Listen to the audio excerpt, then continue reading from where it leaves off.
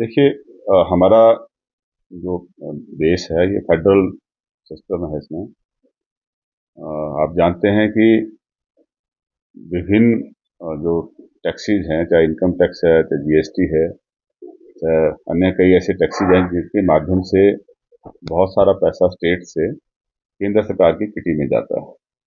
और केंद्र सरकार बजट के माध्यम से प्रपोज करती है कि आने वाले साल में जो पैसा केंद्र सरकार के खाते में आएगा उसको किस तरह से विभिन्न स्टेट्स के अंदर, यूटी के अंदर वो जाएगा। ऐसे में हमारी भी अपेक्षा है कि हिमाचल प्रदेश को जो है, क्योंकि यहाँ का जो टफ टेरेन है, हिली टेरेन है, यहाँ पे मेंटेनेंस के खर्चे ज़्यादा हैं, कॉस्ट ऑफ कंस्ट्रक्शन ज़्यादा है और इंस्टीट्यूशन भी ज़्यादा हैं, क्योंकि जो जियोग्राफिकल कंडीशन है उसकी पॉपुलेशन हमारी स्कैटर्ड जो है सेटलमेंट हुई है, उसी वजह से यहाँ पे इंस्टीट्यूशन भी ज़्यादा हैं और उनको सर्व करने के लिए हमें ज़्यादा खर्च करना पड़ता है। आप जानते हैं जैसे काजा में या स्पीति वैली में ओवरऑल कुछ एक गांव तो ऐसे जहाँ की पॉपुलेशन जो है वो डबल डिजिट में है, लेकिन सर्विसेज तो हमें उनको भी देनी है। तो जो हमारा सर्विस डिलीवरी कॉस्ट है वो बहुत ज़्यादा है। ऐसे में हम केंद्र सरकार से अपेक्षा करते हैं कि सारी बातों को ध्यान में रखते हुए हमें जो है वो सर्विसेज प्रोवाइड करने के लिए भी एक्स्ट्रा फंड दिए जाएं। जो कैपिटल एक्सपेंडिचर है उसमें जैसा हमें इंटरेस्ट फ्री लोन दिया जाता है उसको और ज़्यादा बढ़ाया जाए, क्योंकि ये अच्छा साबित हुआ है और इसी वजह से कैपिटल एक्सपेंडिचर जो है उस पर खर्चा होना शुरू हुआ है और इसकी जो राशि है अगर वो बढ़ेगी तो और बेहतर इससे रिजल्ट आएंगे। तीसरा, जब जैसलमेर में भी प्री बजट कंसल्टेशन उसमें हुई थी तो हमने ये कहा था कि हिमाचल प्रदेश को उसी तर्ज पर जो है वो कंपनसेट करना चाहिए जिस तरह पर अंतर्राष्ट्रीय स्तर पर जो डेवलप्ड नेशंस हैं वो डेवलपिंग कंट्रीज को करते हैं, क्योंकि जो कार्बन एमिशन है वो हमारा देखते हैं कि जो बड़ी स्टेट्स हिंदुस्तान के अंदर भी हैं जहाँ हैवी इंडस्ट्रीज हैं वहाँ पर कार्बन एमिशन का ज़्यादा है और हिमाचल जो है कंपेरेटिवली ग्रीन स्टेट है, हमारा कार्बन फुटप्रिंट जो है काफ़ी कम है, तो हमें इसके लिए कंपनसेट करना चाहिए। हम अपने जंगलों की जो है इसलिए रक्षा करते हैं कि हमारा पर्यावरण ठीक रहे।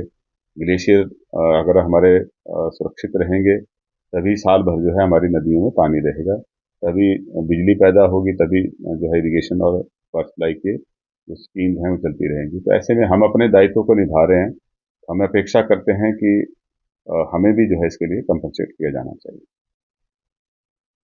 यूनिफॉर्म सिविल कोड को लेकर भारतीय जनता पार्टी हमेशा से राजनीति करती आई है और अगर इसका सुपरफिशियल लेवल देखेंगे तो ये थोड़ा सा हर किसी को आकर्षित कर लेते हैं, लेकिन अगर गहराई में जाएंगे तो इसको आप देखेंगे कि ये हमारे लिए ठीक नहीं है। हिंदू धर्म के अंदर ही ऐसी कई रीति रिवाज हैं जो एरिया स्पेसिफिक या हम कहेंगे कि जो डिफरेंट लिंग्विस्टिक एरिया हैं, स्टेट्स हैं, उनमें डिफरेंट डिफरेंट प्रैक्टिसेस हैं। नॉर्थ में हमारी मान्यताएं धर्म को लेके किसी और तरीके से हम रीति रिवाज को मानते हैं, साउथ में किसी और तरीके से मानते हैं। अगर हिमाचल के अंदर भी देखें तो हिमाचल के अंदर भी कई तरह के अलग अलग रीति रिवाज हैं। ट्राइबल एरिया में अलग हैं, नॉन ट्राइबल एरिया में अलग हैं। आपको शिमला के जो रूरल एरिया में रीति रिवाज मिलेंगे वो मंडी में डिफरेंट होंगे, जो सिरमौर में मिलेंगे वो बिलासपुर में डिफरेंट होंगे। इवन हम विद इन बिलासपुर देखते हैं वहाँ भी रीति रिवाज अलग अलग हैं। तो यूनिफॉर्मिटी लाना ये संभव नहीं है और जिस तरह से भगवान ने हम सबको अलग अलग बना रखा है उसी तरीके से डाइवर्सिटी ही हमारी स्ट्रेंथ है। हम लेकिन ये बीजेपी जो है इस पे राजनीति ज़्यादा करना चाहती है और इस बहाने जो है वो एक माइनॉरिटी ग्रुप को जो है टारगेट करती है और उसी वजह से लोगों को आकर्षित करती है।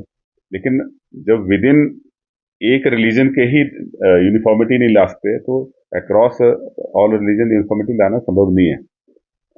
ये सिर्फ एक महज पॉलिटिकल ड्रामा है और इससे ज़्यादा कुछ नहीं।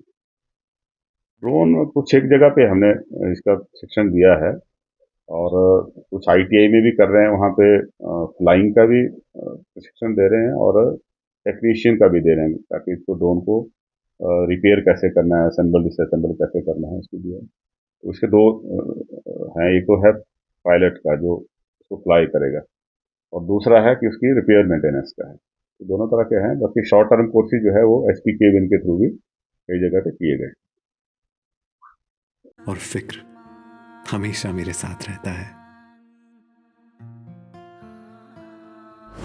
भूषण ज्वेलर्स, अनमोल रिश्तों के लिए।